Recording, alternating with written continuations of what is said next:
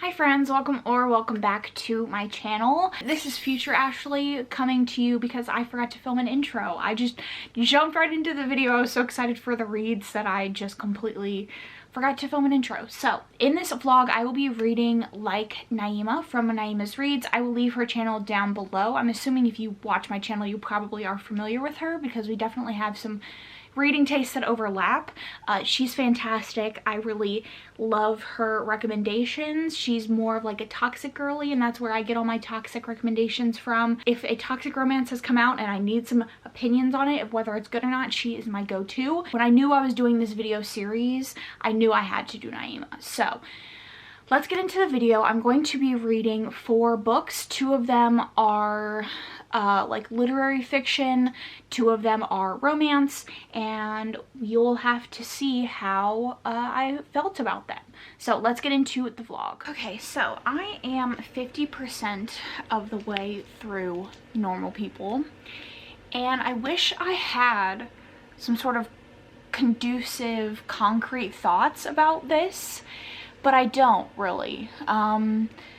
So this is about Marianne and Connell. They started a like sort of friends with benefits situation when they were in high school, and they come from very different economic backgrounds. Marianne comes from a very rich family. Connell comes from a single mother who actually is the maid in Marianne's family household. And in the beginning, when they're in high school, he feels sort of ashamed about the power structure, like the power struggle in their relationship, and not many people at their school like Marianne, so he keeps their relationship a secret. This sort of starts out as them like mutually hiding their relationships from everybody in their lives, and then after Connell asks another girl to prom, that sort of ends their relationship. And then they go off to college and they meet again at a party, and again they start up sort of a no strings, I guess, like friends with benefits situation. One of the biggest complaints that everybody says when they read this and they don't like it is that she doesn't use quotation marks to denote dialogue. I've read enough literary fiction at this point that it's not bothering me. It's extremely readable, I will say that. It's extremely readable. I got through 140 pages in like an hour. There are 2 ways that I am feeling about this book. I find the lack of emotion to be weird, but also the characters are like constantly flaying themselves alive emotionally, but it feels like there's a lack of emotion there, if it makes sense. They're constantly having these very self-aware conversations with themselves and with each other about their relationship and their lives and where they're going in their life, but there's never any like emotional depth to it. So it kind of just feels flat. Despite that, I do feel connected to them as characters, and I don't quite know how to reconcile that or explain that to you. I can definitely see people who would love it, and so I could see people who would hate it, because neither of them are interesting, but they're also kind of pretentious. So they're self-aware but not self-aware. I can't see this being something that I absolutely love, because like I said, I don't feel like there is a ton of emotional depth there, despite me feeling connected to the characters. They're having, like I said, self-aware conversations that I enjoy, but the emotional component I feel like is missing. And there's a level of self-awareness that almost becomes too much. Like you're questioning your life too much. You're sort of destroying yourself, because you're trying to get to the root of your thoughts constantly or your actions constantly, which, trust me, I understand. I understand that level of self-awareness, but it also makes it so that there is a lot of miscommunication and an inability to live in the moment and take situations as they are, because you're trying to evaluate everything and break it down and fix it. And there are certainly interesting conversations to be had, not being had, but to be had, about class differences between the 2 characters and how they're living their lives and interacting with each other and feeling about their relationship based on class. Connell has to think about the fact that he has to work full-time when he's not in school, and he has to work part-time when he's in school, and he, you know, can't afford rent. And Marianne just doesn't have to concern herself with money, and so that plays a part into their relationship and just how they live their lives. But also, Connell comes from a single mother who's very loving and very caring, but Marianne's family, she also has a single mother, but her father was abusive and her brother is seeming to be abusive as well, and her mother just doesn't really care or allows it to happen. Just different dynamics to their relationship that I feel like they consider with their internal dialogue, but they aren't quite getting there with their conversations with each other, if that makes sense. Like I said, it's very quick. I could probably finish this tonight and then move on to the next book, but we'll see what happens. At this point, I would give it like a 3. I can see the potential, but I don't quite think it's been met yet, so we'll see. Okay, friends, last night I finished Normal People, and I gave this 3 stars. It was okay. It was all right. I don't think it was this amazing, emotional, heart-wrenching story. It really was just like snapshots of these two people that are coming together, but it's like wrong place, wrong time with every single scene, and I didn't feel any emotional connection. Like, I could feel I don't know the best way to describe this. I could feel the emotional reactions that we were supposed to be having to the characters on like a very superficial level, but I wasn't really connected to the characters. I could appreciate what the author was doing, like the decisions they were making to have the emotional impact they were trying to have, but it just didn't work on me. So I then started Luster, and this is the type of literary fiction that I enjoy.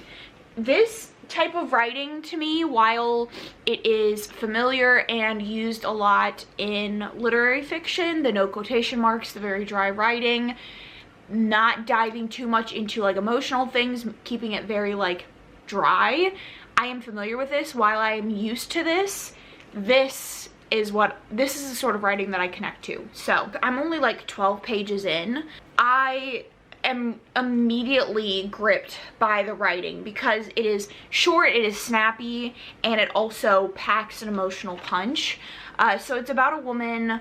I don't know what the story overall is about, but this first section is about a woman who is with an older man, and they go on a date for the first time. In her head, working through some of her own baggage and her own issues and sort of like what led her to this relationship, how this relationship is making her feel, and just processing it. Maybe sort of over processing it in some points. But like I said, the dialogue is very snappy. When I talk about my childhood, I only talk about the happy parts. The VHS of Spice World I received for my 5th birthday. The Barbie I melted in the microwave when no one was home.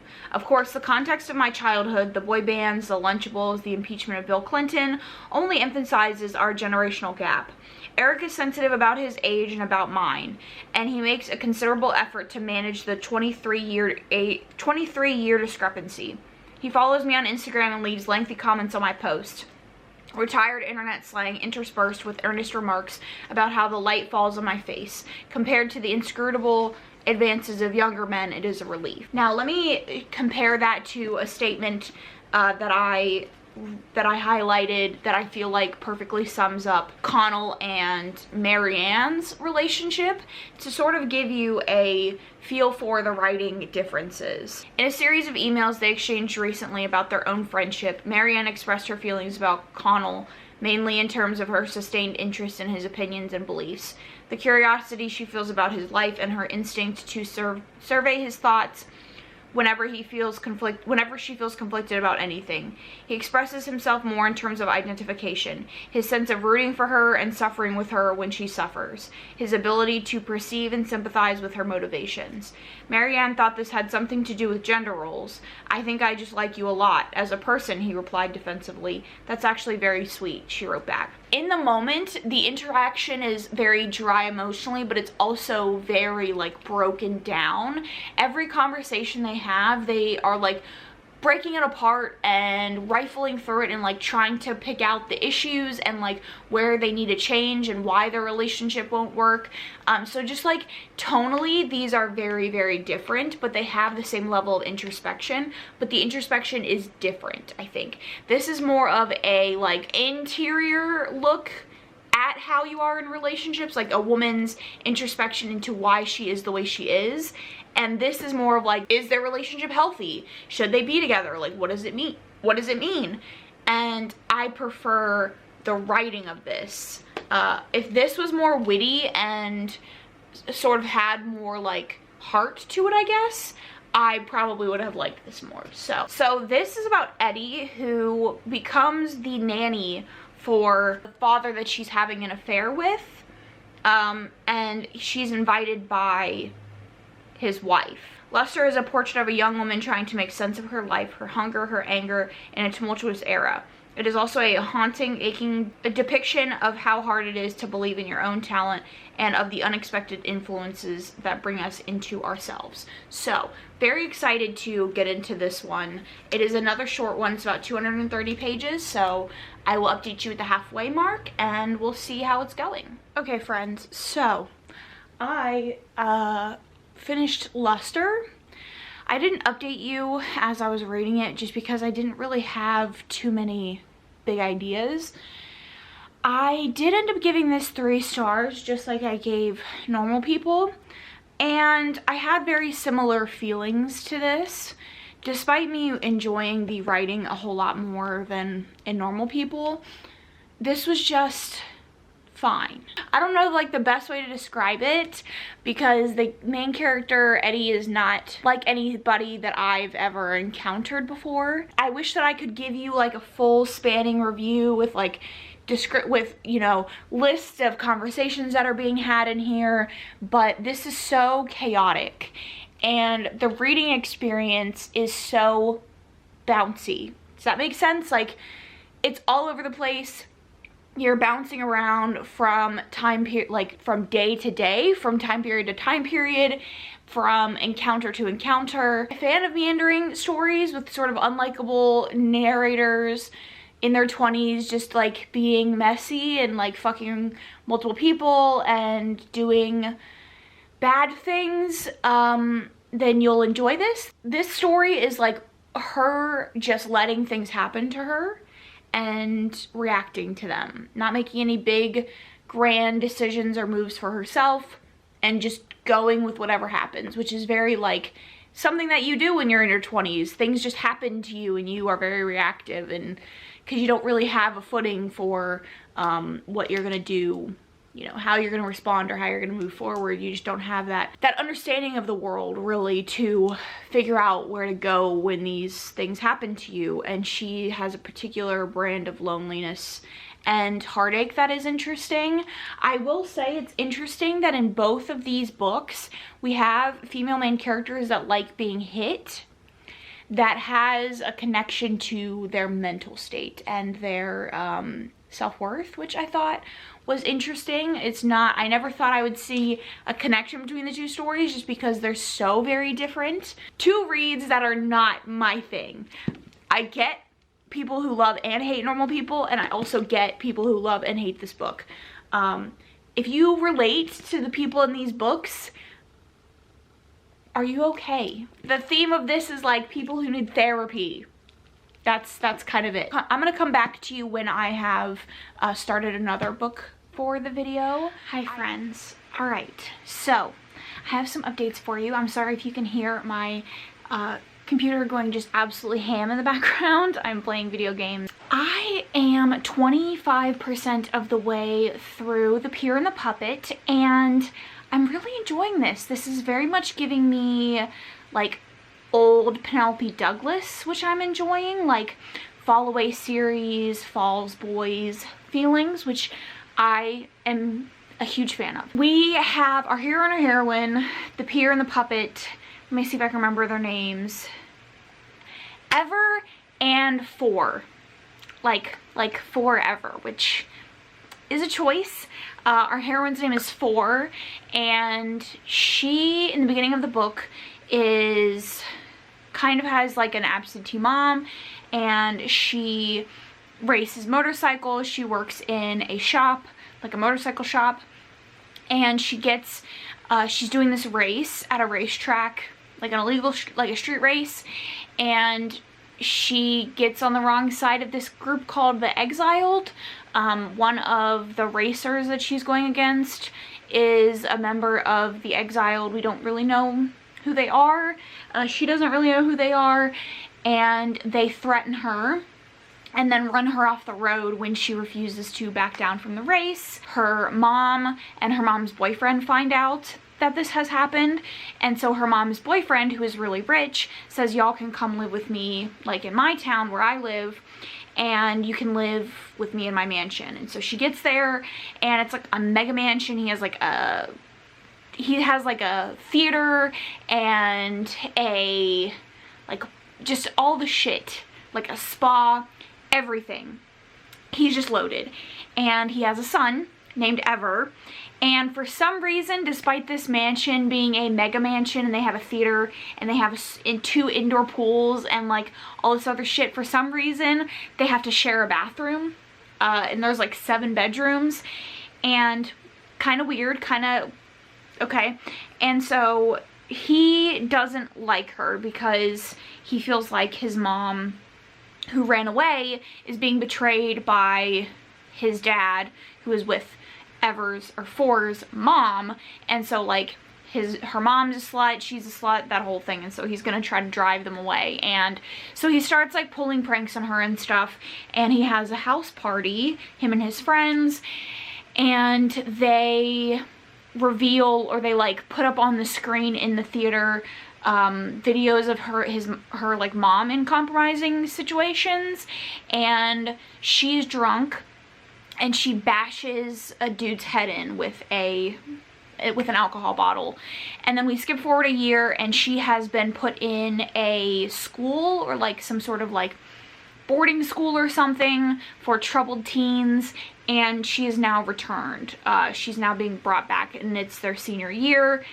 And we, at the 25% mark, find out that the hero, Ever, is part of the Exiled.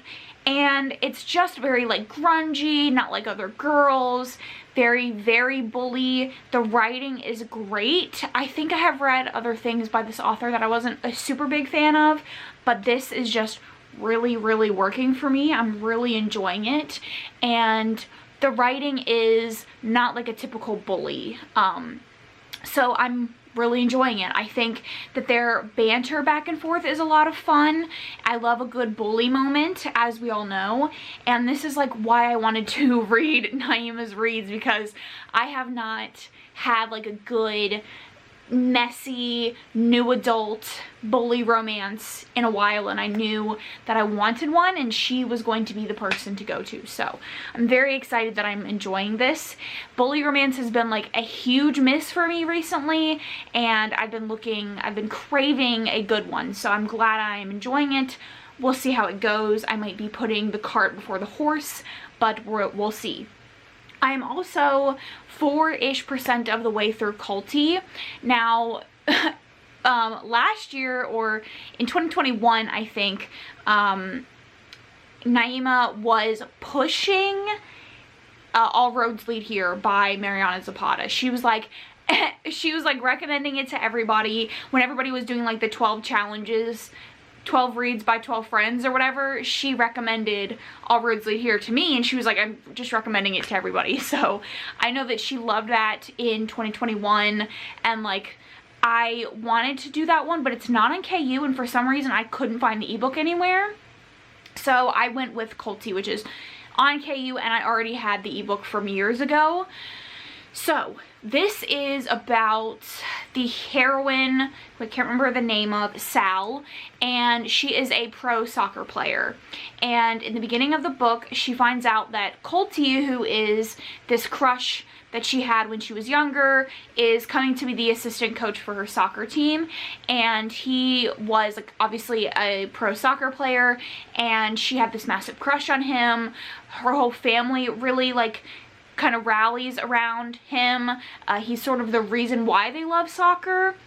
She had like posters of him on her wall, and he was like the person that got her into soccer, because like seeing him perform, she found his ability so amazing, and she had a huge crush on him. And so she gets told by her boss, her head coach, that he is going to be his assistant coach, and she's not thrilled about this. We don't know quite what happened. Something went down between him and her brother, who seems to also be like a pro soccer player, that we don't know the history there. So like I said, I'm only 4% of the way through. I have read like I said, The Wall of Winnipeg and Me previously. I DNF'd it at 20%. Mariana Zapata's writing isn't bad. I just didn't like the way that the heroine was in that one, and I don't seem to be, thus far, the 4% that I've read, I'm not having an issue with Sal. So I know that this one and From Lukov with Love are like everybody's favorites. So I'm hoping that I will enjoy it, because I want to be a Mariana Zapata girly. But Pierre and the Puppet, 100%, so good. Really, really enjoying it, and I can't wait to get back to it. So I'll update you again in a moment for you, and however long for me. Sweet boy. What are you doing? What are you doing? Okay. Good talk. I forgot to mention this, but the same day, like a couple of hours after I started The Pierre and the Puppet, Naima posted this on her Instagram, and I just thought it was perfect timing. I wanted to message her, but I didn't want to ruin it, so I was like, yep, I was meant to read this, and hopefully that means that I was meant to read it for a good reason. Okay, friends, I am 50% of the way through The Pierre and the Puppet and 25% of the way through Colty, and I wanted to give you sort of an update. So at the 50% mark of The Pierre and the Puppet, not much has happened. We've had some sexual encounters between the hero and the heroine. The heroine has discovered that the hero is part of the exiled thing. We had some missions take place with the hero, and then they went out for the heroine's birthday, and he was discovered by someone from the exiled. And we don't know what all that means for him, like if he's been busted or not, but it's good, like it's fun. It is a little overly long, it's like 400 pages, so we'll see how I feel about that. But so far, like, none of the drama is recycled, which is the issue that I have, particularly with new adult romances that are like over the 350 page mark, is like they tend to recycle the same drama. So that hasn't been an issue yet, and I'm still enjoying it. And then I am 25-ish% of the way through Colty, and I'm not loving it. There's two issues that I think I'm having. One is her writing. Her constantly talking about poop when she's around him, or thinking about poop, is like not the quirky personality trait that I think Mariana Zapata is like trying to go for. And she uses the same phrases over and over and over again. Big girl socks, she uses that like every chapter, and then constantly talking about pooping. She talks about that a lot. Like every time she's in his presence and has any sort of like sexual thought about him, she thinks about that. And then my second problem is they have had no interactions. We've had the hero maybe speak 3 words to her. He was drunk, passed out at a bar. Someone she knew called her and said to come get him. She takes him to a hotel, stays with him for a couple hours to make sure that he's okay, and then she leaves. And the next day he's like, if you tell anybody, I'll end your career. And then she has an incident where she like yells at him for being rude to his dad, and that's her dad, and that's like it. as far as their interactions. I don't know, I know that this book is like 500 pages and this is a slow burn, but this is not the slow burn that I enjoy. I was hoping that we would have at least a couple more interactions at this point, but it's mostly just like her being a soccer girl.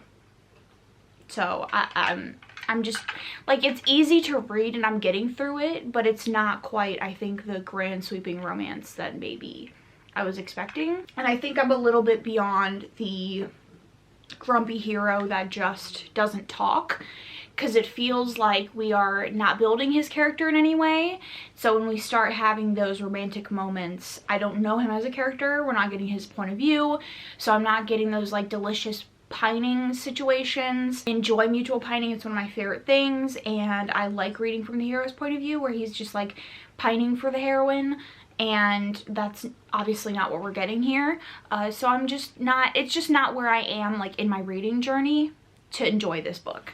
It doesn't have the elements that I really enjoy, and it doesn't have the interaction between the characters that I come to expect from a romance. Hopefully that picks up as the story goes along, and by slow burn I hope people don't mean that they just don't interact at all until they like hit the part where they start hooking up. I would like some interaction in the beginning, but yeah, so those are sort of my thoughts. I probably won't update you guys again until after I finish Pierre and the Puppet, and maybe at the 50% mark of Colty, depending on how I'm feeling. Like if my feelings have changed, I'll update you, but I'll probably just update you again when I'm done with the 2 books, or when I'm done with Pierre and the Puppet, because I am participating in a readathon next week that starts tomorrow. It's Saturday and it starts Sunday, and it's a week long, so I need to read what I can before tomorrow so I can start that readathon. So I would like to finish the Pierre and the Puppet at least, but I'm very happy that I'm enjoying the Pierre and the Puppet so much.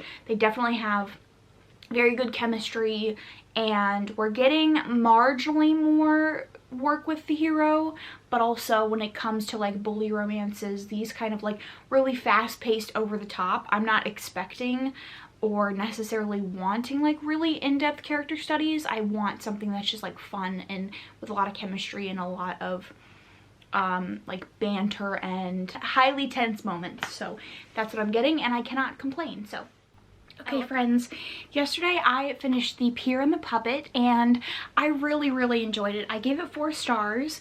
I don't have anything too revolutionary to say that I haven't already said in my previous clip, but this is just a lot of fun. I think it's a standout in the bully romance genre, and I'm very excited to continue. The ending left off in an HFN, and I think we see the other couples in the other books, and I'm excited to see where this couple goes, and I'm very excited for Jamie and B's relationship, so we'll see how that goes. And then I also got like 45% of the way through Colty, and I am enjoying this slightly more than I was at the 25% mark. They have had more interactions. They're like slowly building this friendship, which I enjoy, but 500 page plus count is not being utilized in the best way. I think you can do a slow burn with more interactions, less about the heroine's like daily life, and still have it work out as a slow burn better than what's happening right now. It's not bad by any means, but just the repetitive language use and the minimal interactions, like it's not gonna be a 5-star, but I will let you know when I'm finished with it. Yeah, so okay friends, I have finished Colty, and you could probably guess by the way that I was talking about the book previously that like I was gonna give this a 3-star. I will say after the 50% mark, I did kind of fall for their relationship a little bit. I thought it was cute, but it just didn't do enough. There were elements of the story that I felt like were not perfectly executed. The story was too long, and I never really got a good sense of Colty as a character, and we really could have used his point of view. because like I said, the first half he didn't even feel like a person. The second half focused more on their relationship, but there were so many parts of his life that we knew nothing about, which if you're gonna give me a romance, I want to believe in both sides. And so when it came to the declarations of love, while they were cute and I liked their relationship, I didn't like 100% believe that he had like this all-consuming love for her, because I hadn't seen anything back it up. I believe that they were friends, like I enjoyed their friendship and the progression of their friendship, but I just didn't believe this like end-all be-all relationship. So that is that. That is it for this video. I definitely still love Naima. I take her recommendations all the time, especially for more like toxic romances. I think in that regard our tastes overlap a bunch. You know, it is what it is. I kind of went in knowing that they might be some misses. I figured Pierre and the Puppet would be one that I would love, and then the other ones I was kind of unsure of, but they were books that I wanted to read anyways. So let me know your thoughts down below on anything that I read in the video. If you don't have anything to say, leave a soccer ball of some sort down in the comments. Make sure you check out Naima's channel if you haven't already. If you are looking for more content from me, you can check out my Instagram or my podcast Instagram. You can also check out my podcast on all your favorite streaming platforms. It is a horror podcast. It's a lot of fun. Don't forget to subscribe if you're looking for more content from me. Thank you so much for watching, and I will catch you guys in my next one.